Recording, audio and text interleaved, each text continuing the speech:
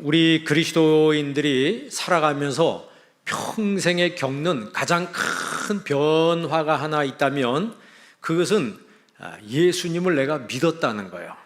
내 평생에 나의 삶 속에 예수님이 내 인생에 찾아오셨다라고 하는 것이죠.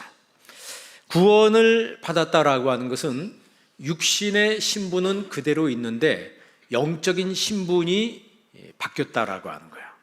우리 몸은 있는데 우리 영혼의 내면의 상태가 변화됐다라고 하는 것이죠. 즉 하나님의 자녀가 됐다는 거예요. 그러니까 구원받은 사람은 내가 하나님의 자녀인 줄을 압니다. 그러니까 성령께서 내 안에서 내가 하나님의 자녀인 것을 증언하신다 그랬어요. 그러니까 성령의 역사로 내가 하나님의 자녀인 것을 알고 내가 죽어서도 천국 간다는 사실을 내가 압니다. 그렇기 때문에 불안하지 않아요. 내가 하나님의 자녀가 아니라면 사는 것도 불안하고 죽을 때가 되면 더 불안하겠죠. 왜냐하면 어디로 가야 되는지 모르니까. 자식이 부모를 배워서 아는 것이 아닌 것처럼 우리가 하나님을 믿을 때 하나님 아버지를 내 마음속에 성령의 역사로 믿어지는 겁니다. 그래서 로마서의 바울은 우리가 종의 영을 받지 아니하고 양자의 영을 받았다 그랬어요. 로마서 8장 15절 한번 읽어볼래요? 다 같이 한번 읽습니다. 너희는 다시 무서워하는 종의 영을 받지 아니하고 양자의 영을 받았으므로 우리가 아빠 아버지라고 부르짖느니라. 16절 성령이 친히 우리 영과 더불어 우리가 하나님의 자녀인 것을 증언하시나니. 아멘. 우리가 종의 영을 받지 아니하고, 그러니까 종의 영과 양자의 영이라고 표현하고 있어요. 종의 영이라고 하는 것은 두려워하는 영입니다. 무서워하는 영이에요. 그러니까 이 성경이 기록될 당시에 종이라고 하는 것은 주인이 시킨 것을 잘 해놓고도 두려워해요. 왜냐하면 주인의 마음에 들지 않으면 처벌이 오기 때문에. 그래서 잘 해도 두렵고 잘 못해도 두렵고 우리나라 말에 잘해야 본전이라는, 만약에 못하면 거기에 대한 처벌이 따르기 때문에 항상 두렵습니다. 그러나 자녀라고 하는 것은 자신의 아버지가 주인이기 때문에 자신이 좀 잘못해도 두려움이 없어요. 왜? 내 아버지이기 때문에. 그래서 자녀의 영과 양자의 영이라고 성경은 표현하고 있습니다. 여기서 양자의 영이라고 하는 것은 이제 양자라는 것은 법적인 용어라고 그랬어요. 그래서 법적으로 상속받는 자녀를 양자라고 합니다. 우리나라 말의 양자는 서자 개념인데 우리가 생각하는 양자하고 성경이 기록될 당시에 양자라는 개념하고는 굉장히 차이가 납니다. 법적으로 상속자의 신분이기 때문에 굉장히 크다라고 하는 것이죠. 양자의 영을 받았으므로 우리가 아빠 아버지라. 그러니까 하늘나라를 상속받는 그런 자녀의 신분이기 때문에 하나님을 내가 아빠 아버지라 친근하게 부른다는 거예요. 그리고 성령이 친히 오셔서 우리가 하나님의 자녀인 것을 증언하신다라고 했습니다. 우리가 그 칼빈의 깔뱅이라고 그러죠. 깔뱅의 구원론의 핵심은 그리스도와의 연합이라고 하는 거예요. 주님과 나와의 연합이 구원론의 핵심이에요. 이것을 이제 이중 은혜라고 말합니다. 듀플렉스 그라티아라고 하는데 이 이중 은혜의 핵심은 칭의와 성화예요. 칭의와 성화. 그래서 우리나라 신학자 중에 죽산 박형령 박사님은 우리 성경 공부 시간에 배운 것처럼 칭의 구원, 성화 구원, 영화 구원, 구원을 세 가지로 나눠요. 그리고 루터는 과거 구원, 현재 구원, 미래 구원이라고 했어요. 그것은 그레시엄 메이천이라고 하는 그 구프리스턴에서 가르쳤던 교수님 중에 그레시엄 메이천이라는 분이 조직신학, 그분의 조직신학에서 구원의 9가지 서정이 있는데 그 9가지 서정을 압축한 것이 바로 칭의, 성화, 영화입니다. 그러니까 구원받은 사람에게는 성령이 임재하기 때문에 자연스럽게 하나님을 친근히 합니다. 그래서 하나님 앞에 나오는 게 즐거워요. 하나님 앞에 나오는 게 즐겁고 기쁩니다. 여러분도 하나님 앞에 나오는 게 즐겁습니까? 하나님의 자녀가 되는 것은 믿을 때 즉각적으로 이루어지는 거죠. 바울이 로마서 10장 9절에 보면 내 입으로 주 예수를 시인하며 그를 마음에 믿으면 구원을 받으리라 그랬어요. 그래서 사람이 마음으로 믿어 의에 이르고 입으로 시인하여 구원에 이르느니라 그랬어요. 입으로 시인해야 된다. 내가 예수님을 믿습니다. 그 시인하는 것이 성령의 역사예요. 여러분, 우리가 예배 시간에 성경 구절을 이렇게 띄워요. 다 같이 읽읍시다. 그럼 읽어요, 안 읽어요? 읽어요? 왜 이걸 자꾸 띄워놓고 왜 자꾸 부담스럽게 읽으라고 하냐? 이게 성경도 읽기가 부담스럽다. 여러분, 평소에 집에서 성경 읽습니까? 안 읽습니까? 대답하기 곤란하죠. 그 통계에 의하면 대부분 성경 안 읽는다 그래요. 휴대폰에도 성경 읽는데도 성경을 사람들이 안 읽는데, 그래서 예배 시간만이라도 읽으라고 성경을 해놓은데도 성경을 안 읽어요. 입을 안 열려고 그래요. 유행가 나올 때는 막 저절로 입이 막 열려. 세상에 나가서 놀고 이럴 때는 막 입이 열리는데 이상하게 하나님 앞에 나오면 하나님 앞에만 나오면 입이 안 열려. 성화가 안 이루어져서 그래요. 성화가 안 이루어지는 거예요. 성화가 이룬다는 것은 구원을 이루라라고 하는 것이 현재형입니다. 그러니까 구원이라고 하는 것은 칭의 성화 영화라고 그랬어요. 칭의는 예수님을 믿을 때 우리가 구원받는 거예요. 그러니까 너희가 그 은혜를 인하여 믿음으로 말미암아 구원을 받았나니 이는 너희에게서 난 것이요 아니요 하나님의 선물이라 그랬어요. 그거는 이미 구원을 받은 거예요. 그리고 두 번째 현재 구원은 오늘 말씀에 두렵고 떨림으로 너희 구원을 이루라. 그러니까 매일매일 우리는 구원을 이루는 삶을 살아야 된다. 이거를 성화 구원이라고 그래요. 그러니까 더 쉽게 얘기하면 구원을 누리는 삶을 사는 거죠. 그리고 영화 구원, 미래 구원은 끝까지 견디는 자는 구원을 얻으리라 그랬어요. 미래형으로 나와 있어요. 그러니까 원문 성경에도 과거, 현재, 미래로 정확하게 나누어서 기록을 하고 있습니다. 그러니까 예수님을 믿을 때 칭의가 이루어지고 하나님의 자녀가 되는 거예요. 예수님께서 말씀을 증거하실 때 사두개인들, 바리새인들이 늘 예수님을 시험했어요. 그 중에 사두개인들이 예수님을 시험하는데 무슨 시험을 하냐면 예수님, 형제가 5명이 있는데 7명이 있는데 첫째가 부인과 살다가 죽었습니다. 그래서 둘째 아들이 형수를 데리고 살았습니다. 그것을 유대인의 형수 취수법이라고 그래요. 그래서 그 자녀를 있게 하는 그 계대법이라고 얘기하는데, 자녀를 그 집안에서 가계를 있게 한다. 그런 의미에서 형수 취수법이라고 그래요. 그 둘째가 형수를 데리고 살았어요. 그런데 그 둘째가 죽었어요. 그래서 셋째가 그 첫째 형수를 데리고 살았어요. 셋째도 죽었어요. 넷째도, 다섯째, 여섯째, 일곱째도 첫째 형수하고 살다가 다 죽었어요. 그러면 부활이 있다고 하는데 마지막 부활 때에 그 형수는, 첫째 여자는 누구의 아내가 되겠습니까? 라고 질문함으로 인해서 예수님을 굉장히 곤란에 빠뜨리기 위해서 이제 그런 질문을 했어요. 그랬을 때 예수님이 뭐라고 대답하시냐면 너희가 오해하였도다 그랬어요. 부활 때는 시집가고 장가가는 것이 아니다. 우리가 다 하늘에 있는 뭐와 같다? 천사와 같다 그랬어요. 여러분, 그 말씀이 누가복음 20장 36절에 있는데 한번 읽어볼래요? 다 같이 읽습니다. 그들은 다시 죽을 수도 없나니 이는 천사와 동등이요 부활의 자녀로서 하나님의 자녀입니다. 천사와 동등이요 부활의 자녀로서 하나님의 자녀다. 그러니까 여러분, 오해하면 안 되는 거예요. 우리가 이 땅에 살다가 하늘나라 갈 때는 다 하나님의 자녀로 주님 앞에 서는 것입니다.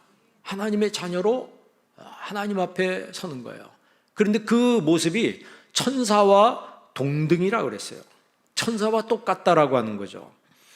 그러니까 사탄이 우리 사람들이 구원받지 못하도록 계속해서 해방하는 거예요. 여러분들이 구원받지 못하고 이 구원에 있어서 신앙이 성장하지 못하도록 여러분의 신앙을 해방한다는 거예요. 나로 하여금 말씀 보지 못하게 하고 예배 드리지 못하게 하고 하나님 가까이 하지 못하게 하고 온갖 시험을 일으키게 만들어서, 온갖 시험을 가져다 주고 시험을 일으키게 만들어서 내 영혼을 망가뜨리는 게 사탄이 하는 거예요. 요한일서 3장 8절에 보면요, 한번 읽어볼래요? 다 같이 있습니다. 죄를 짓는 자는 마귀에게 속하나니 마귀는 처음부터 범죄합니다. 하나님의 아들이 나타나신 것은 마귀의 일을 멸하려 하십니다. 아멘. 죄를 짓는 자는 누구에게 속한다? 죄를 짓게 해서 자꾸 자기한테 속하도록 사탄은 역사합니다. 마귀는 처음부터 범죄합니다. 그 처음이 언제예요? 에덴에서. 에덴에서 하나님이 그 창조하신 아담과 하와가 죄를 짓도록, 타락하도록 유혹을 했다는 거죠. 그래서 그들로 하여금 죄를 짓게 만들어서 에덴에서 쫓겨나도록 유도를 하는 거예요. 그런데 하나님의 아들이 나타나신 것은 마귀의 일을 멸하려 하심이라 그랬어요. 예수님이 오신 것은 누구의 일을? 마귀의 일을, 사탄의 일을 진멸시키기 위해서 예수님이 오셨다는 거예요. 9절도 한번 읽어볼래요? 다 같이 있습니다. 하나님께로부터 난 자마다 죄를 짓지 아니하나니 이는 하나님의 씨가 그의 속에 거하며 그도 범죄하지 못하는 것은 하나님께로부터 났습니다. 아멘. 하나님께로부터 난 사람마다 죄를 짓지 않는다. 왜 그래요? 하나님의 씨가 그의 안에 있기 때문에. 구원을 이루어가는 사람들은 그의 안에 하나님의 씨가 있기 때문에. 여러분 안에 하나님의 씨가 있는 걸 믿으시길 바랍니다. 하나님의 씨가 있기 때문에. 그도 범죄하지 못하는 것은 하나님께로부터 났습니다. 그러니까 내 안에 하나님이 거하시기 때문에 그 죄를 지으려고 할 때 나하고 안 맞아요. 안 맞으니까 죄를 거절하는 거죠. 하나님이 안 계시면 죄하고 나하고 굉장히 맞아. 세상하고 나하고 너무 맞아. 그러니까 세상에 나가서 죄를 짓고 사는데 거리낌이 없는 거죠. 10절 한번 읽어볼래요? 읽습니다. 이러므로 하나님의 자녀들과 마귀의 자녀들이 드러나나니 무릇 의를 행하지 아니하는 자나 또는 그 형제를 사랑하지 아니하는 자는 하나님께 속하지 아니하니라. 아멘. 여기서도 하나님의 자녀들과 마귀의 자녀들, 아니 똑같은 사람인데, 우리가 사람인데 성경은 다르게 본다는 거죠. 우리는 다 사람 아닙니까? 우리는 다 사람인데 성경은 영적인 안경을 끼고 우리를 볼 때 구분해서 본다는 거예요. 하나님의 자녀가 있고 마귀의 자녀가 있다, 이렇게 말씀하고 있습니다. 형제를 사랑하지 않는 자는 하나님께 속하지 않는다. 이게 결국 무슨 얘기냐면 우리의 삶 속에 성화를 이루는 삶을 살아야 된다는 거예요. 그럼 구원받는 사람, 현재의 구원을 이루어가는 사람들의 특징이 뭐냐?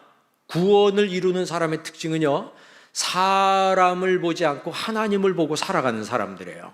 여러분 12절 한번 읽어볼래요? 다 같이 한번 읽습니다. 그러므로 나의 사랑하는 자들아, 너희가 나 있을 때뿐 아니라 더욱 지금 나 없을 때에도 항상 복종하여 두렵고 떨림으로 너희 구원을 이루라. 아멘. 나 있을 때뿐 아니라 나 없을 때도, 그러니까 성화를 이루는 사람, 구원을 이루어가는, 현재의 구원을 이루어가는 사람들은 신앙과 섬김에 있어서 하나님이 보시는 걸, 그걸 중요하게 여기는 거죠. 사람이 보든지 안 보든지 변함없이 성실하다. 그러니까 바울이 빌립보 교회에서 이야기할 때, 지금 바울이 옥중서신 아니에요. 감옥에 들어가 있는데 나 있을 때든지 없을 때든지, 그러니까 사람이 보든지 보지 않든지 그 말이죠. 그러니까 사람이 보는 걸 의식하면서 신앙생활하고 봉사하면 참 어려워지죠. 그러니까 왜냐하면 사람은 자꾸 의식하니까. 그러나 사람이 없어도 나 혼자 정말 내가 봉사해도 주님이 보신다는 걸 알기 때문에 그런 사람들은 변함없이 성실하게 주님을 믿는 거예요. 그러니까 사람이 보지 않아도 성실하게 신앙생활하는 사람이 진짜입니다. 예수님이 산상수훈 마태복음 5장, 6장, 7장이잖아요. 6장 1절에 뭐라고 얘기하냐면 사람에게 보이려고 의의를 행하지 않도록 조심해라. 그러지 않으면 하늘에 계신 아버지께 상을 받지 못한다 그랬어요. 2절에 보면 구제할 때 외식하는 자와 같이 나팔 불지 말아라. 사람을 돕고서 나팔 불지 말아라. 그러면 자기 상을 이미 받은 거다 그랬어요. 구제할 때에도 오른손이 하는 것을 왼손이 모르게 해라. 너희 구제함을 은밀하게 하라. 은밀한 중에 보시는 내 아버지께서 갚으실 것이다. 기도할 때도 골방에 들어가서 은밀한 중에 보시는 내 아버지께 기도하라. 그리하면 은밀한 중에 보시는 내 아버지께서 갚으시리라 그랬어요. 그거는 뭡니까? 지금 예수님이 하신 말씀은 사람한테 보이려고 하지 말라는 거예요. 여러분, 시험 드는 사람이 왜 시험 들어요? 다 사람 보고 하다가 시험 드는 거예요. 누가 어떻고 하는 거는 결국 사람 보고 하기 때문에 그런 거예요. 주님만 보고 하는 사람들은 그런 시험이 와도 시험에 안 듭니다. 왜? 내가 사람 보고 하는 게 아니었기 때문에, 예수님만 보고 신앙생활 하는 거였기 때문에 시험 들 일이 없잖아요. 구원을 이루라라고 하는 것은 그 원문성에 카텔가조마이라고 그래요. 카텔가조마이라고 하는데 이것은 수고해서 이룬다, 가꾼다 이런 뜻이에요. 그러니까 지금 구원을 이루란 말은 꽃을 가꾸어 가는 것처럼 내 영혼을 아름답게 가꾸어 가야 된다는 거죠.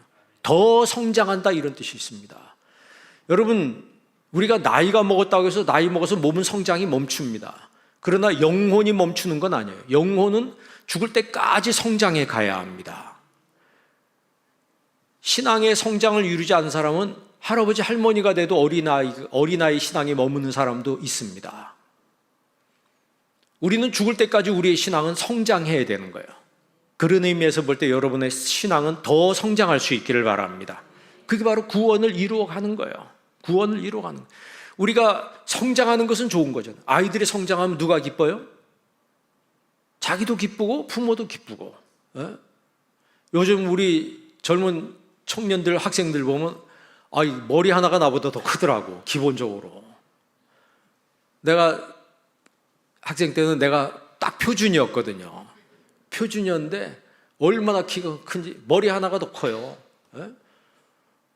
그러니까 본인도 좋고 부모님도 좋고, 우리가 일을 해도 직장이나 사업에서 사업이 성장하면 기분이 좋잖아요.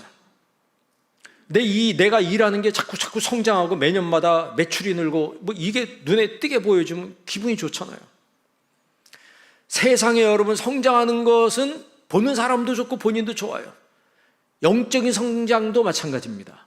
우리가 영적으로 성장할 때 제일 먼저 누가 기뻐하시냐면 하나님이 기뻐하시는 거예요. 그리고 본인도 내 영혼이 성장할 때 본인이 기뻐요. 야, 내가 이 정도로 신앙이 좋아지고 있는가? 내가 예전에 몰랐던 부분들을 깨달아 알게 되고 내 신앙이 더 성장하는 걸 볼 때 내 자신이 스스로 기특해요. 스스로 기특해. 구원을 이루라고 하는 것이 현재 진행형입니다. 현재 진행형이에요. 식물이 자라듯이 영적으로 태어난 사람은 반드시 성장하게 되어 있습니다. 그러니까 현재 명령형이에요. 거룩함을 이루라. 두렵고 떨림으로 너희 거룩함을 이루라. 그 거룩이란 말은 히브리 말로 카도시라고 해요. 베어낸다, 잘라낸다는 거예요. 성화를 이루는 내 내면의 모습에 부정적이고 죄된 것들을 과감하게 잘라내야 된다는 거죠. 그러니까 하나님이 기뻐하지 않는 모습들이 있다면 여러분 마음속에서 과감하게 거절할 것을 거절하고 잘라내야 될 것을 잘라내는 삶을 살아야 되는 거예요. 사람들은 세상 일에는 정확하고 치밀하게 합니다. 그렇잖아요? 어떤 사람이 차를 몰고 가는데 차가 막혀요. 차가 막혀서 약속 시간에 비즈니스에 중요한 약속이 잡혀 있는데 갑자기 사고가 났는지 안 막히던 도로가 막히는 거예요. 그러니까 이분이 어떻게 한 줄 아세요? 차를 운전하고 가다가 차가 막히니까 전화를 하더라고요. 전화를 해서 오토바이 퀵을 부른 거예요. 퀵을 불러서 자기 있는 대로 오라는 거예요. 그러니까 퀵이 늑대같이 달려온 거예요. 그러니까 자기 차를 갓길에 대고 그 오토바이를 타고 약속 장소로 간 거예요. 누가 그렇게 하겠습니까? 아니, 얼마나 중요한 약속이면 그렇게 하겠냐 이 말이에요. 그러니까 세상 일을 할 때는 치밀하게 정확하게 합니다. 왜? 그래야지 내가 하는 일을 이룰 수 있으니까. 그런데 신앙생활하는 건 사람들이 대충 하려고 그래요. 우리는요, 신앙생활은 우리 신앙생활은 세상 일보다 더 치밀하게 해야 합니다. 더 진지하게 해야 되는 거예요. 구원을 이루어가는 삶이라고 하는 것은 영적 전쟁과 같습니다. 가만히 있으면 저절로 거룩해지는 게 아닙니다. 가만히 있으면 저절로 성장하는 게 아니에요. 거룩한 생각, 거룩한 행동, 거룩한 섬김이 있기 위해서는 나를 지배하고 있던 이 죄의 철장을 끊어내는 그런 모습을 보여야 된다라고 하는 거죠. 그러니까 성령께서 붙드는 사람이 되어야 된다는 거예요. 그러니까 구원을 이루는 사람은 항상 두렵고 떨림으로, 너희 구원을 이루라, 두렵고 떨림으로. 이건 무슨 얘기냐면 매일매일 회개하는 모습으로 살아야 된다는 거예요. 여러분, 신앙이 좋은 사람들의 특징이 뭐냐면 매일 회개합니다. 매일 자신을 돌아보고 매일 회개해요. 그러면요, 시비가 없어지는 거예요. 우리가 그 어거스틴이 말한 펠릭스 쿨파, 제가 저번에도 얘기했는데, 펠릭스 쿨파라고 하는 게 복스러운 죄요, 이런 뜻입니다. 아니, 어떻게 죄가 복스러워요? 그 말이 안 되잖아요. 그런데 그 죄 때문에 내가 회개함으로 하나님 앞에 더 가까이 나가게 된다는 거죠. 내가 회개함으로 나 자신 하나님 앞에 정말 통회하면서, 내가 자백하는 모습으로 하나님 앞에 회개할 때 살아계신 하나님이 선명하게 보인다는 거죠. 하나님 말씀이 선명하게 들리는 거예요. 회개한 사람은요, 하나님 말씀이 크게 들립니다. 마이크를 틀어놓은 것처럼 크게. 회개하지 않는 사람은 말씀이 귀가 있는데 안 들려요. 졸리기만 하고 딴 생각, 잡생각만 무성하게 납니다. 회개하지 않기 때문에 그래요. 그러니까 두렵고 떨림으로 그랬어요. 그러니까 현재 구원을 이루어가는 사람들의 그 삶의 모습이 두렵고 떨리는 마음으로 구원을 이루는 삶을 살아야 된다는 거예요. 그러니까 구원이라고 하는 것은 하나님과 나와의 신인 협력이 아니고 시너지즘이라고 그러죠. 이 천주교하고 이 알미니안주의자들은 이 시너지즘이라고 그래요. 신인 협력, 하나님과 인간이 협력해야 되는데 그게 아니고 구원론에 있어서는 마너지즘이에요. 하나님의 단독사역이라고 하는 거죠. 단독사역이라고. 왜냐하면 에베소서 2장 8절 아까 말씀드린 것처럼 너희가 그 은혜를 인하여 믿음으로 말미암아 구원을 얻었나니 이것이 너희에게서 난 것이 아니요 하나님의 선물이라고 하는 거예요. 서로 선물을 여러분 사는데 둘이 돈 내가지고 합해서 선물합니까? 그게 아니잖아요. 선물은 그냥 100% 그냥 받는 거예요. 하나님의 선물이라고 했어요. 구원은 신인 협력이 아니고 하나님 주님의 단독 사역이라고 하는 거죠. 내가 할 수 없는 거기 때문에 주님이 나에게 거저 주는 거예요. 그러니까 여러분, 우리가 천국 가는 게 내 노력으로 가는 게 아니고 주님의 십자가의 예수 그리스도의 그 피의 공로, 그 100% 공로로 우리가 하나님의 자녀가 되고 천국 가는 것입니다. 그렇기 때문에 그런 사람들은 이제 어떻게 사냐? 13절 한번 읽어보겠습니다. 너희 안에서 행하시는 이는 하나님이시니 자기의 기쁘신 뜻을 위하여 너희에게 소원을 두고 행하게 하시나니. 아멘. 이게 무슨 말이에요? 내 소원을 이루려는 게 아닙니다. 이게 성경을 잘못 오해하신 분이 이 구절을 보고 내 소원을 하나님이 이루어 주신다. 그게 아니고 하나님께서 기뻐하시는 뜻을 내 소원으로 삼는다는 뜻이에요. 내가 살아가면서 하나님의 기뻐하시는 뜻을 발견해. 그러면 하나님이 기뻐하시는 그 뜻을 내 소원으로 삼는 거예요. 다윗이 성전을 짓고 싶다고 그랬잖아요. 나단 선지자에게 나는 궁궐에 거하는데 하나님의 법궤는 텐트에 거합니다. 내 마음이 아픕니다. 나 하나님의 성전을 짓고 싶습니다. 라고 했더니 하나님이 너무너무 감동해가지고 뭐라고 말씀하세요? 내가 이스라엘 12지파 가운데 어느 지파에게 너희는 왜 내 성전을 짓지 않느냐 말한 적이 있느냐? 내가 그렇게 말하지도 않는데 내 성전 내가 살 집을 짓겠다고 하면서 하나님이 감동을 하신 거예요. 그래서 하나님이 다윗에게 8가지 그 복을 약속하잖아요. 8가지 복을 약속하잖아요. 그 중에 한 복이 뭐예요? 내 뒤를 이어서 계속해서 왕이 나게 해주겠다. 그 실제로 남쪽 유다에 다윗의 혈통을 이어받은 솔로몬, 르호보암으로 이어지는 남쪽 유다는 계속해서 왕이 혈통이 이어져요. 그 아들이 계속해서 왕을 이어받아요. 그런데 북쪽 이스라엘, 여로보암이 반란을 일으켜서 정권을 만든 북쪽 이스라엘은 계속해서 반란이 일어나. 그래가지고 다른 사람이 반란을 일으켜서 왕을 죽이고 자기가 왕이 되고 이런 일들이 계속해서 일어나요. 그런데 남쪽 유다는 한 혈통이 그대로 끝까지 이어져요. 그게 뭐냐면 바로 하나님이 다윗에게 약속한 그 축복이라고 하는 거죠. 그러니까 무슨 얘기냐면 하나님이 기뻐하시는 뜻을 내 소원으로 받아들이면 하나님이 내 소원도 이루어 주신다는 거예요. 이게 신앙의 원리입니다. 하나님의 소원, 하나님 뜻 관계없이 그냥 하나님 내 소원만 이루면 됩니다. 내가 원하는 것만 이루어주면 됩니다. 그러면 그게 뭐예요? 그게 미신이죠. 여러분 절간에 가고 무당 찾아가는 사람들이 누구 소원 때문에 찾아가는 거예요?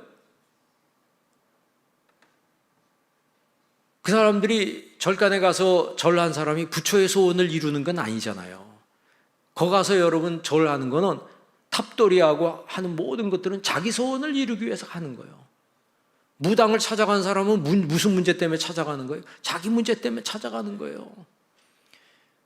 그런데 오늘 성경이 우리에게 말하는 것은 하나님이 기뻐하시는 뜻을 자신의 뜻으로 받아들이는 이런 사람들이 복되다라고 하는 것을 이야기하는 거예요.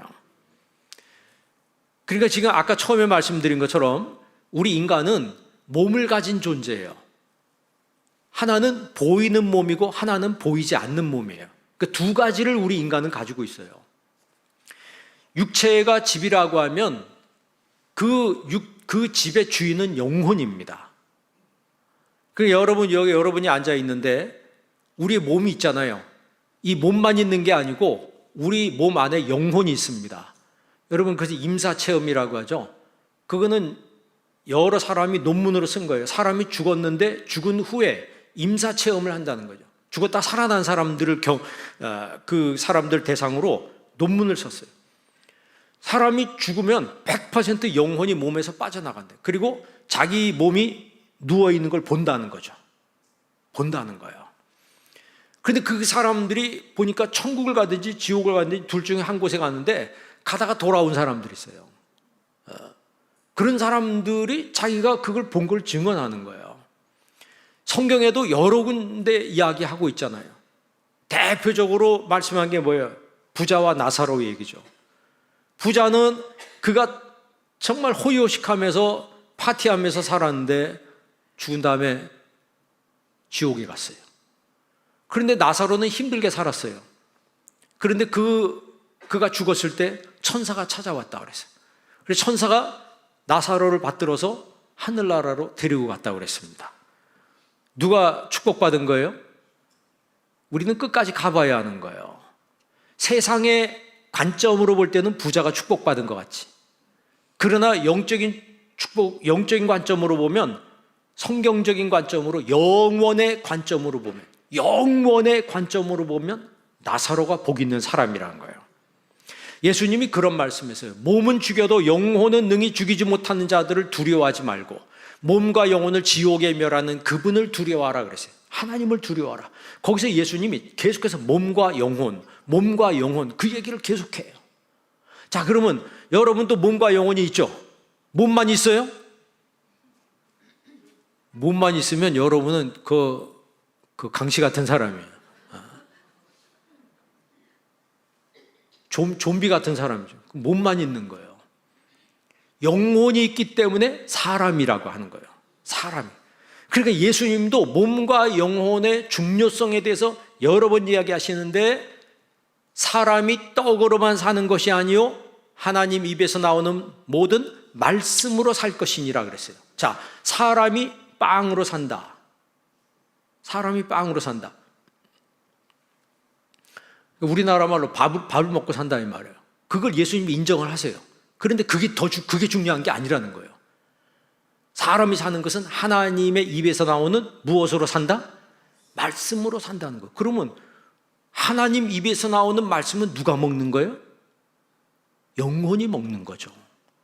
그래서 우리의 몸은 밥을 먹고 살지만, 빵을 먹고 살지만 우리의 영혼은 하나님의 말씀을 먹고 사는 거예요.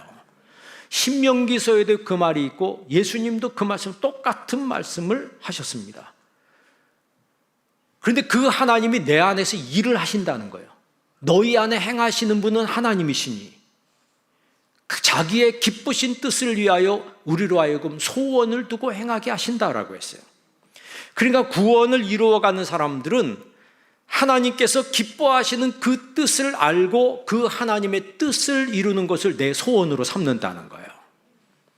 그래서 사람들이 선교사로도 나가고 선교를 위해서 하나님의 영광에서 자기가 벌은 걸 투자하기도 하고, 제가 이야기했지만 여러분, 세브란스 병원이 누가 세운 거라고요? 미국에 있는 세브란스 가문이 세운 거예요.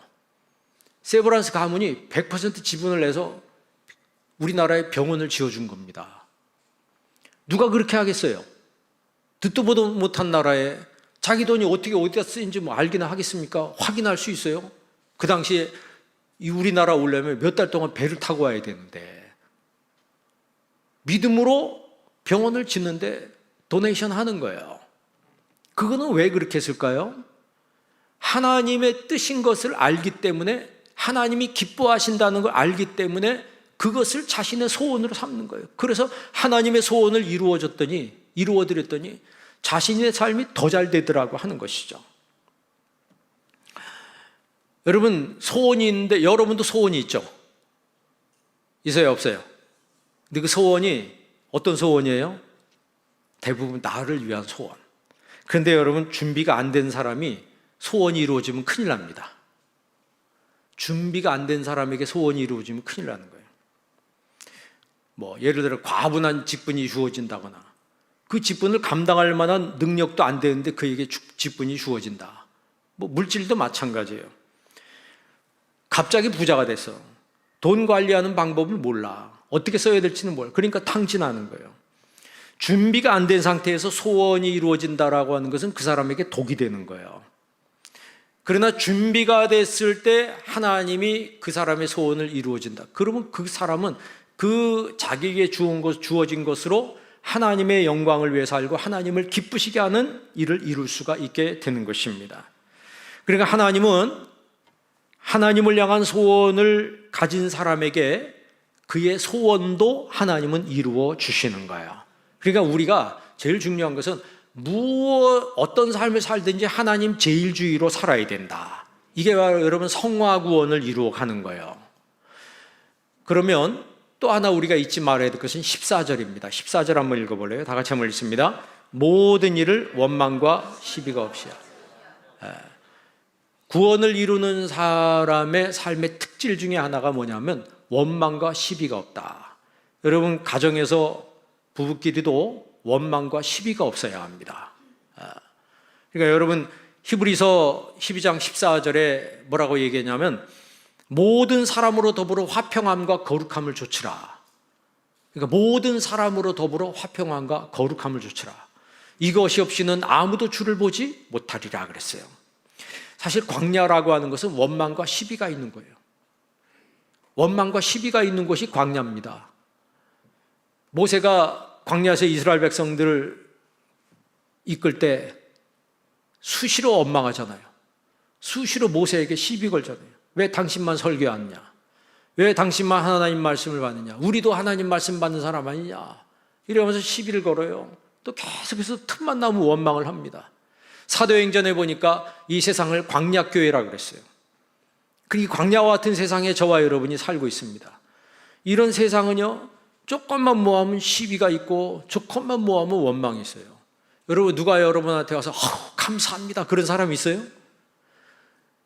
조금만 잘못하면 그냥 소송 들어오고, 조금만 문제가 있으면 시비를 걸고, 마음에 안 들면 원망하고. 어떤 분이 식당을 운영하는데 이게 손님이 와가지고 조금 뭐 하다가 그냥 입에서 원망을 뿜어내고 가더라는 거예요. 그러니까 그분이 상처를 얼마나 받아요. 그러니까 이 광야 같은 세상이라고 하는 것은 원망과 시비가 가득한 것이에요. 그런데 구원을 이루어가는 사람들은 모든 일에 있어서 원망과 시비가 없게 하라 이렇게 말씀하고 있습니다.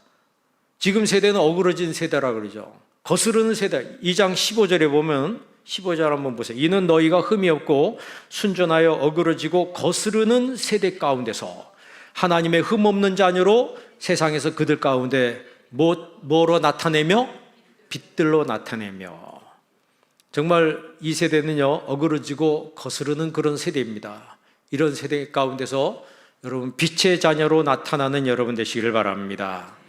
그러니까 이미 구원을 받은 우리에게 구원을 이루라 이렇게 말씀하고 있어요. 이미 구원을 받았는데 성경은 구원을 이루라.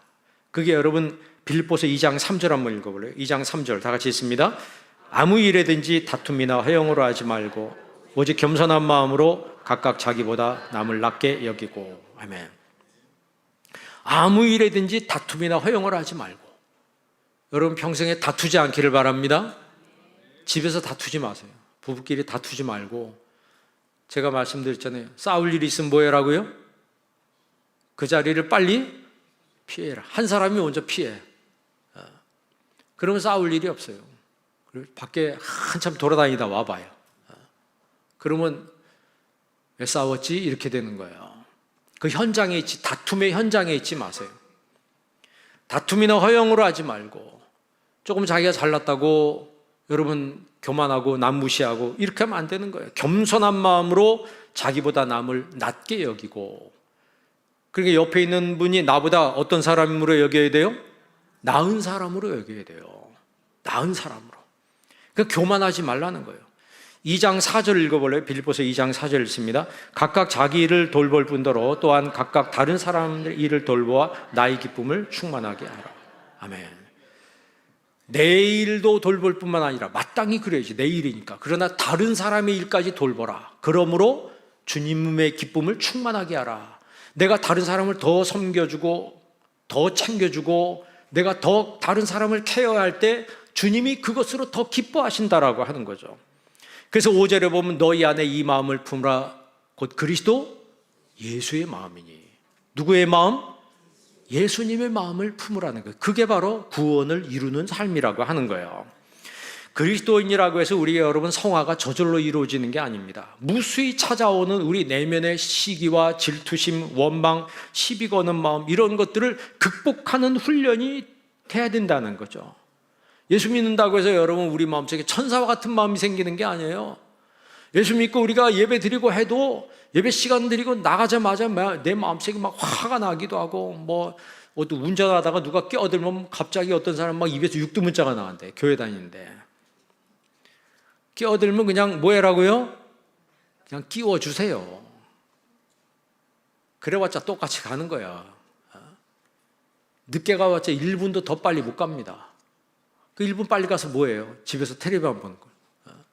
집에서 딴 거 하느라고 시간 다 보내는데 그 짧은 시간에 서로 먼저 가려고 누가 좀 껴들라 그러면 안 껴주는 사람 있잖아요. 좀 껴들라 그러면 더 차를 바짝바짝 갖다 대. 그런 경험 안 해봤어요? 앞으로 여러분들은 껴들라 그러면 그냥 껴주시길 바랍니다. 얌체 같잖아요, 어떻게 보면. 저 뒤에 다 기다리고 있는데 살짝 와가지고 앞에서 껴들면 얼마나 얄미워. 근데 그 사람은요, 내가 안 껴줘도 딸은 분명히 껴들게 돼 있어요. 내가 안 껴줘도 껴든다니까. 그러니까 기왕 그런 거 내 앞에 껴들어라. 넓은 마음 가지고, 포용하는 마음 가지고 다툴 이유가 없어요. 다투지 말라 그랬어요. 시비 걸지 말라 그랬어요. 질투하고 시기하지 말고. 여러분, 하나님의 주권을 인정하는 사람은 내 삶에 좋은 일이든 안 좋은 일이든 거기에 하나님의 뜻이 있다라고 믿는 사람들입니다. 그렇기 때문에 현재의 구원을 이루어가는 데서 많은 갈등이 내 안에서 소화가 돼버려요. 내 안에서 소화가 되는 거야. 빌립보 교회도 여러분 그 안에 다툼과 갈등이 있는 교회였습니다. 그래서 1장 15절에 보면 이들은 투기와 분쟁으로, 어떤 이들은 착한 뜻으로 그리스도를 전파하니. 아니, 같은 복음을 전파하는데 투기와 분쟁으로 한다는 거예요. 그 바울이 능력이 많으니까, 바울을 통해서 많은 사람들이 변화받으니까 그걸 시기한 사람들이 있었어요. 그 바울한테 막 시비를 거는 거예요. 그리고 분쟁이 있다고 그랬습니다. 그런 것을 조장하는 사람이 있는 반면에 어떤 사람은 착한 뜻으로 그리스도를 전파하는 사람도 있다는 거예요. 그리고 4장 2절에 보면 유오디아와 순두개를 권하노니 주 안에서 같은 마음을 품으라 그랬어요. 빌립보 교회에 유오디아와 순두개 같은 이 직분자가 있는데 이 두 사람이 사이가 안 좋았던 모양이에요. 그리고 주 안에서 같은 마음을 품으라. 같은 마음이 아니니까 같은 마음을 품으라 이렇게 말씀하는 거예요. 여러분 교회에서나 가정에서나 여러분 일터에서나 불화를 조성하는 사람이 아니고 평화를 만들어낸 사람이 되시기를 바랍니다. 신앙생활하고 또 봉사를 하다가 우리 가운데 원치 않게 회의가 찾아올 때 있어요. 막 열심히 하다가 어떤 사람 갑자기 회의가 찾아와서 봉사하던 거 딱 중단하고 예배하는 것도 딱 중단해버려. 그 회의가 찾아온 거예요. 사람이기 때문에 그럴 수 있어요. 그럴 때 우리는요, 주님 앞에 두렵고 떨리는 마음으로 회개 기도해야 합니다. 하나님, 제 수준이 이것밖에 안 됩니다. 저를 불쌍히 여겨주세요. 제 수준이 이것밖에 안 됩니다. 정말 그럴 때 우리가 다시 회복할 수가 있는 거지. 하나님이 왜 나로 하여금 이런 거 안 해주냐? 애들처럼 왜 저런 거 안 해주냐? 그러니까 하나님도 얼마나 피곤하시다고 그러잖아요. 하나님 앞에 나오는데 전부 다 기도 제목만 잔뜩 가지고 나왔대. 근데 그 제목이 뭐냐면 전부 달래는 거야. 이 사람 10가지, 저 사람 10가지 다 합해보니까 수십만 가지 이상이 된다는 거예요. 하나님 얼마나 머리 아프시겠어요. 그런데 성숙한 그리스도인들은, 성화를 이루는 그리스도인들은 아까 13절에 말한 대로 하나님이 기뻐하시는 뜻을 내 소원으로 삼는 사람이라고 했어요. 하나님이 기뻐하시는 뜻을 내가 기도하다 알아차렸어요. 그러면 그것을 내 소원으로 삼는 사람. 욥이 고난을 당할 때 그의 아내가 뭐라고 얘기합니까? 그래도 당신이 하나님 살아계신 거 믿느냐? 하나님 원망하고 나가 죽어라. 그렇게 얘기해요. 그랬을 때 그 이야기를 들은 욥이 뭐라고 얘기합니까? 그대의 말이 어리석은 여자의 말 같도다. 우리가 하나님께 복을 받았은즉 화도 받지 아니하겠느냐? 이제 이 말이요, 우리가 하나님께 복을 받았은즉 화도 받지 아니하겠느냐? 이렇게 대답해요. 이게 뭐냐면 좋은 일도 안 좋은 일도 우리의 삶이 다 하나님의 주권 안에 있다는 것을 인정하는 말이에요. 그러니까 여러분, 우리는 범사의 어떤 상황에서도 하나님 앞에 감사해야 합니다. 내 삶이 하나님의 임재 속에 있다는 사실을 욥이 고백하는 거예요. 그래서 여러분 신앙생활할 때 항상 어떤 상황에서도 원망이 없기를 바랍니다. 그리고 16절 한번 읽어볼래요? 본 말씀 16절 읽습니다. 생명의 말씀을 밝혀 나의 다름질이 헛되지 아니하고 수고도 헛되지 아니하므로 그리스도의 날에 내가 자랑할 것이 있게 하려 함이라. 아멘. 내 수고가 헛되지 않다. 그러니까 성화를 이루어가는 사람은 내 수고가 헛되지 않은 것을 알아요. 여러분 예배 드리는 게 헛되지 않습니다. 여러분 봉사하는 것이 헛되지 않습니다. 내가 하나님 앞에 연보를 드리고 내가 선교하고 내가 헌신하는 것이 헛되지 않다라고 하는 거예요. 이사야서에 보면 남은 자가 누릴 축복에 대해서 이사야서 65장 22절에 말씀하고 있어요. 한번 읽어볼래요? 65장 22절 읽습니다. 그들이 건축한 데에 타인이 살지 아니할 것이며 그들이 심은 것을 타인이 먹지 아니하리. 이는 내 백성의 수완이 나무의 수완과 같겠고 내가 택한 자가 그 손으로 일한 것을 길이 누릴 것이며. 아멘. 여기 잘 보세요. 그들이 건축한 데에 타인이 살지 아니할 것이며. 이 성경이 기록될 당시에는요, 내가 집을 건축했는데 다른 사람이 와서 살아요. 왜? 뺏어버리는 거죠. 뺏어버려요. 그들이 심은 것을 타인이 먹지 아니하리. 내가 심어서 한 해 동안 농사 열심히 잘 져서 추수 때가 됐는데 와서 뺏어버린다니까. 그런 시대였어요. 그런데 그런 시대에 내가 집을 졌는데 그 집에서 오랫동안 살고 내가 심었는데 다른 사람이 뺏어가지 못하도록 하나님이 지켜주신다는 거예요. 그 백성의 수완이 나무의 수완과 같겠고. 여러분이 오래 살아요? 나무가 오래 살아요? 예? 여기 주변에 나무가 많은데 내가 오래 살 것 같아요? 나무가 오래 살 것 같아요? 나무가 훨씬 오래 살죠. 예? 나무가 늙어 죽는 거 봤습니까? 나무가 그것도 수명이 있겠죠. 그런데 나무가 벼락 맞아 죽거나 눈에 못 이겨서 이 주변 나무가 눈이 많이 쌓이니까 그냥 부러져서 죽더라고. 나무가 늙어 죽는 것을 보는 사람이 얼마나 있겠습니까?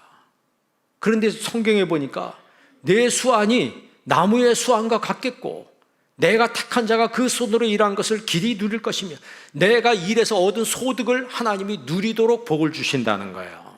그 다음에 23절을 읽어볼래요? 이사야서 65장 23절 읽습니다. 그들의 수고가 헛되지 않겠고 그들의 생산한 것이 재난을 당하지 아니하리니 그들은 여호와의 복된 자의 자손이요 그들의 후손도 그와 같을 것임이라. 아멘. 자, 이 말씀이 빌립보서 2장 16절 말씀하고 똑같은 말씀이죠. 그들의 수고가 헛되지 않겠고. 여러분, 내 수고가 헛되지 않는 거예요. 여러분의 헌신이 헛되지 않습니다. 그들의 생산한 것이 재난을 당하지 않는다 그랬어요. 하나님께 복된 자의 그 후손이라고 하는 그 이름이 자손대대까지 이루어진다라고 말씀하세요. 고린도전서 15장 58절도 한번 읽어볼래요? 한번 읽어보겠습니다. 그러므로 내 사랑하는 형제들아 견실하며 흔들리지 말며 항상 주의 일에 더욱 힘쓰는 자들이 되라. 이는 너희 수고가 주 안에서 헛되지 않은 줄 알미라. 아멘. 주의 일에 더욱 힘쓰는 자들이 되라. 그래서 여러분 교회 봉사하시고 열심히 주님을 섬기는 분들 잊지 마십시오. 여러분의 수고가 헛되지 않습니다. 지금 고린도전서 15장 58절 말씀은 부활장의 마지막 끝에 있는 말씀이에요. 한번 따라해 보실래요? 내 수고가 헛되지 않습니다. 내 수고가 헛되지 않습니다. 마지막 날에 여러분 주님 앞에 설 때 여러분 수고가 헛되지 않다는 것을 증명하는 성도가 되시기를 바랍니다. 마지막으로 17절 18절 읽고 마치겠습니다. 만일 너희 믿음의 재물과 섬김 위에 내가 나를 전제로 드릴지라도 나는 기뻐하고 너희 무리와 함께 기뻐하리니 이와 같이 너희도 기뻐하고 나와 함께 기뻐하라. 아멘. 그러니까 구원을 이루는 사람은 재물을 드리는 것도 섬기는 것도 모든 것을 기쁨으로 한다는 거예요. 그렇잖아요. 여러분 기왕하는 거 억지로 하는 것보다 기쁨으로 하는 것이 하나님을 더 기쁘시게 하는 거겠죠. 너희 믿음의 재물과 섬김 위에 내가 나를 전제로 드릴지라도. 이 전제라고 하는 것은 스펜도라고 하는데 그 드링킹 어퍼링이라고 그래요. 붓는 제사래요. 붓는 제사. 그러니까 포도주를 붓고 짐승을 잡아가지고 피를 거기다가 붓는 거예요. 그러니까 바울은 자신의 마지막 피 한 방울까지 하나님 앞에 쏟아 붓겠다는 거죠. 그래도 나는 기뻐하겠다는 거죠. 여러분, 우리가 구원을 이루어가는 사람은 신앙생활을 즐거움으로 하는 거예요. 신앙생활을 기쁨으로 하는 거예요. 이 빌립보서를 기쁨의 서신이라고 하죠. 바울은 이 빌립보서가 옥중서신 아닙니까? 감옥에 있는데 그의 기쁨을 세상의 감옥에 뺏어갈 수가 없었다 그랬어요. 바울은 이런 헌신을 기쁨으로 하겠다고 선언을 하고 있습니다. 이것이 바로 구원을 이루어가는 삶이라고 하는 거예요. 여러분, 매일의 생활이 거룩한 구원을 이루어가는 성화의 삶이 되기를 주의 이름으로 축원합니다. 기도하겠습니다. 하나님 아버지 감사합니다. 오늘 빌립보 말씀을 통해서 저희들이 어떻게 구원을 이루어가는 삶인지를 알게 하시니 감사합니다. 하나님이 기뻐하시는 그 뜻을 내 평생 소원으로 삼게 하여 주옵시고 우리 구원을 이루어가는 것을 기쁨으로 여기고 봉사하고 섬기고 예배드리는 것을 기쁨으로 하는 저희들 되게 하여 주옵소서. 예수님의 이름으로 기도합니다. 아멘.